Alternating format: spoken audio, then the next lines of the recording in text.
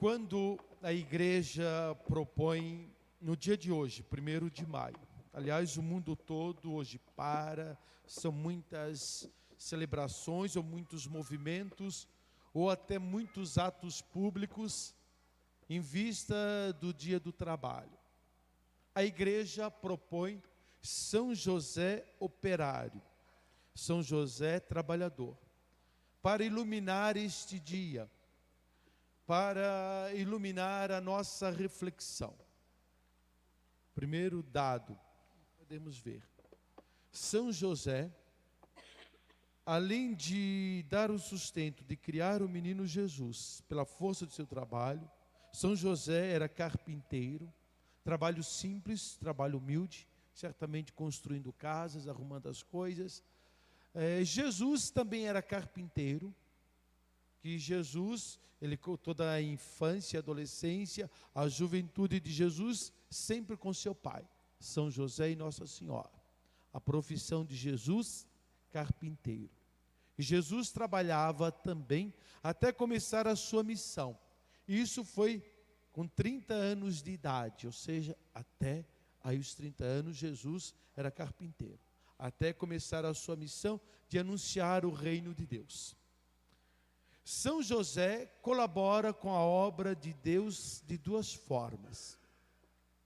Primeira forma, a mais grandiosa, colabora com a instalação do reino de Deus, cuidando do menino Jesus, dando sustento ao menino Jesus pela força do trabalho. Pelo seu trabalho, São José dá continuidade ao reino de Deus. E depois, como trabalhador, que dava sustento à Sagrada Família.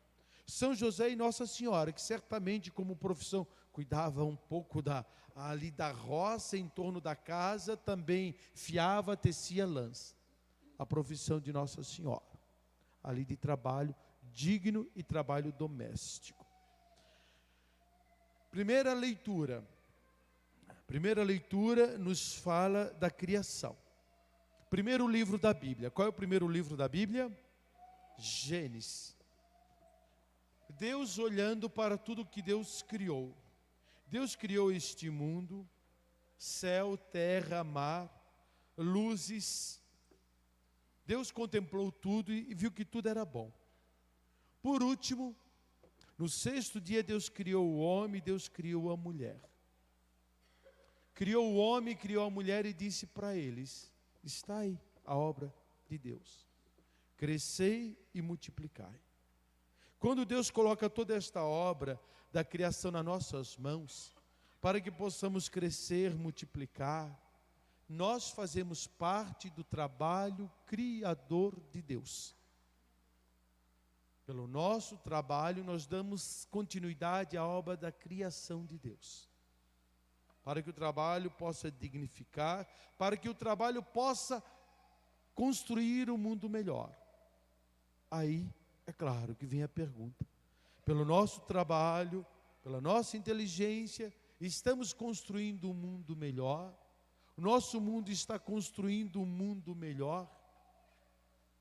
Em parte, sim.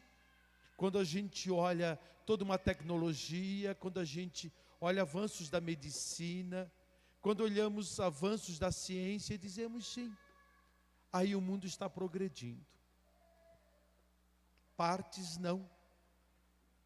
Quando olhamos a humanidade, quando olhamos as relações humanas, quando olhamos as condições de vida, infelizmente, nós temos que caminhar muito neste sentido. Aliás, parece que a gente está regredindo até como humanidade. Quase não dá para acreditar que ainda nós temos problemas de trabalho escravo 2000 anos, com toda a consciência que a humanidade tem de escravizar pessoas para o trabalho. A escravidão branca que a gente chama, né? Nas masmorras e fábricas de tecelagem por aí afora. Não só lá fora do mundo, nosso Brasil. São Paulo, volta e meia, estoura um caso assim, desse tipo de escravidão. Olhar também quando nós observamos que o trabalho não está em função da pessoa humana.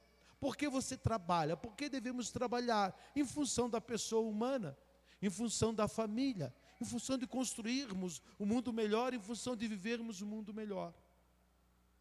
O mundo ainda não acolheu o plano de Deus quando o trabalho é em função do capital.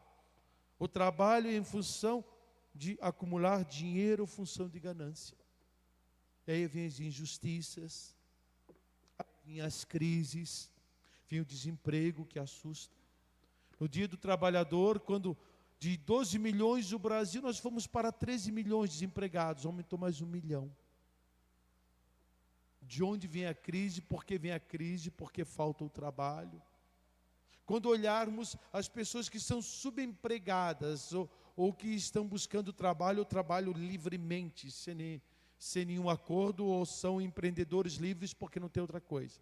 Estão trabalhando abaixo da capacidade. Mais de 28 milhões. Assusta. 13 milhões de desempregados. 28 milhões de subempregados. Está aí. Como construir um mundo melhor? Este é o desafio, é o projeto. Eu creio que alguns valores, como a pessoa em primeiro lugar, como a fraternidade, como as condições devem ser olhadas e colocar em primeiro lugar, não a pessoa humana.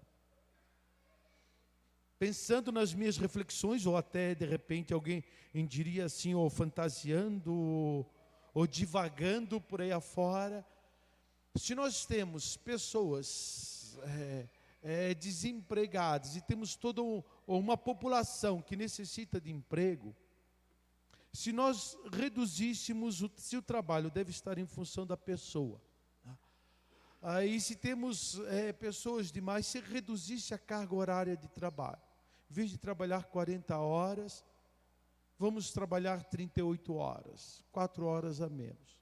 E com essas 4 horas a menos, o que você faz? 4 horas a menos de trabalho semanal. Você teria tempo para a tua família, poderia dedicar mais tempo. Você poderia dedicar mais tempo para Deus. Alimentar o espiritual, que muitas vezes o esquema do mundo moderno não permite. Poderíamos ter mais tempo para a saúde, correr, atividade física e por aí afora, que também não deixa. Ou seja, é um esquema de mundo onde se privilegia a pessoa. E se trabalha mais pessoas são empregadas. E se mais pessoas empregadas, temos mais pessoas no ciclo do consumo, também consumindo e comprando. E aí você vai gerando mais empregos. Não sei, isso aí deixa para os cientistas, não para mim. Mas não seria uma alternativa trabalhar menos para empregar mais pessoas, e empregando mais pessoas, a economia começa a circular mais e mais. Sei lá. Mas são desafios. Os cientistas que pensem neste mundo. Nós podemos pensar e trabalhar, porque nós devemos privilegiar o trabalho, é para privilegiar uma vida digna para todos. Jesus que dizia, eu trabalho, meu pai trabalha sempre e eu também trabalho. Agora eu gostaria também, neste dia do trabalhador, de ver Jesus também numa outra parte, trabalhando na sua missão. Na sua missão espiritual, Jesus pregando o reino de Deus. Que para o Evangelho de Mateus, quando Jesus, ele volta para a sua terra, Nazaré, vai na sinagoga, na igreja, e ali ele toma a palavra de Deus, começa a pregar, a falar, e as pessoas ficaram encantadas com Jesus, e começaram a dizer assim, mas escuta, que homem é esse? Ele não é o carpinteiro. Não é o filho de José, José não é o carpinteiro. Maria, a sua mãe, a mulher simples que fica lá no tear fiando. E os irmãos dele, quando falo os irmãos, os primos irmãos de Tiago, João, e nós não conhecemos. Eles não valorizaram Jesus. Aliás, desprezaram Jesus. Pena. Pena que ali Jesus não conseguiu nem fazer muitas coisas. Quando começou, porque por orgulho, por ciúme, por que trataram Jesus daquela forma? Por ciúme, dizer, se daqui de Nazaré nenhum homem se destaca, também não vai ser o filho do carpinteiro, que vai ficar famoso, então ninguém. Ciúme, gente, ele mata qualquer relação de trabalho. No ambiente do trabalho onde nós trabalhamos é triste. Porque o ciúme começa a dividir. O ciúme ou essa briga, ou não querer ajudar, ou que as pessoas potencialize a sua inteligência, o seu trabalho e colocar e ficar contente. Que bom que as pessoas estão crescendo, estão utilizando os seus dons naquilo que é. Se o trabalho entrar nessa relação de ciúme, ou a relação até de competição com Jesus, se Jesus está assim, eu não estou assim, então vamos desfazê-lo. Isso acaba. Não é bom para o ambiente de trabalho. O ambiente de trabalho são boas relações fraternas. Somos filhos do mesmo Pai. No ambiente de trabalho é bom relações de amizade, relações de compromisso, de responsabilidade, de empenho, onde todos possamos trabalhar pela mesma causa, pela causa do crescimento, a causa da pessoa humana, isto sim, da vida e dignidade. Mais ainda, e eles também se admiravam, e esta sua sabedoria, da onde vem a sabedoria deste homem? Existem duas coisas no nosso mundo. Existe a sabedoria e existe a inteligência. A sabedoria é um dom de Deus, a inteligência a gente desenvolve. Jesus era um homem sábio. Era um homem letrado, se ele ensinava na sinagoga, pegava a palavra de Deus, lia, mas não é que tinha mestrado, doutorado em teologia. Era um homem simples, mas tinha uma sabedoria profunda. Na nossa vida, no nosso trabalho, devemos pedir a Deus mais do que inteligência, é pedir sabedoria. Pela inteligência, todos os cálculos podem ser certos, tudo pode ser certo, mas a inteligência, muitas vezes ela pode ser usada para o mal, ou pode não beneficiar a pessoa. Ou pela inteligência a gente pode construir até relações ardilosas, eu diria assim, onde se prejudica as pessoas. Uma inteligência, um QI alto, pode ser até utilizado para o mal de uma pessoa.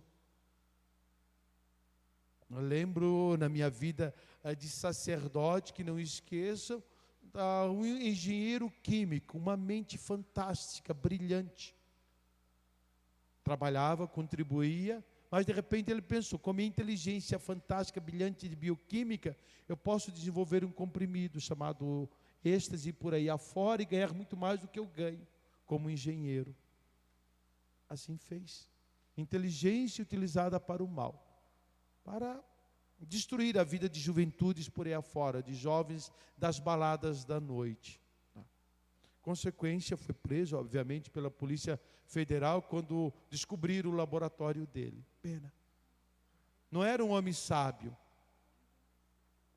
Ele trabalhava. Era inteligente, mas não sábio. Estragou a sua vida. Que o Senhor nos dê a sabedoria no nosso trabalho. Isso sim. Possamos trabalhar para dignificar a nossa família, a pessoa humana. E jamais o trabalho ser utilizado para outras formas. E Jesus disse, nenhum profeta é aceito em sua própria terra. E ali não pôde fazer grandes milagres. Valorizar a capacidade de todas as pessoas. Valorizar a potencialidade de todas as pessoas. Você quer ver o teu trabalho indo bem? Você quer ver a tua empresa indo bem? É valorizar a capacidade. Deus deu inteligência a todas as pessoas.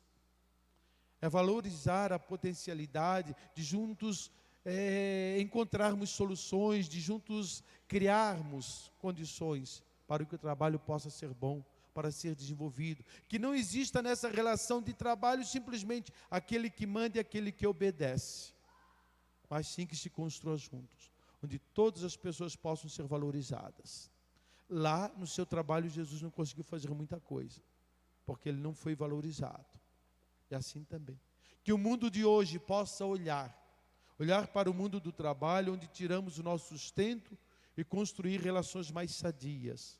Eu diria para todos nós, relações mais fraternas, olhando como Jesus se relacionava com a vida do trabalho. Amém? Amém. Vamos ficar em pé?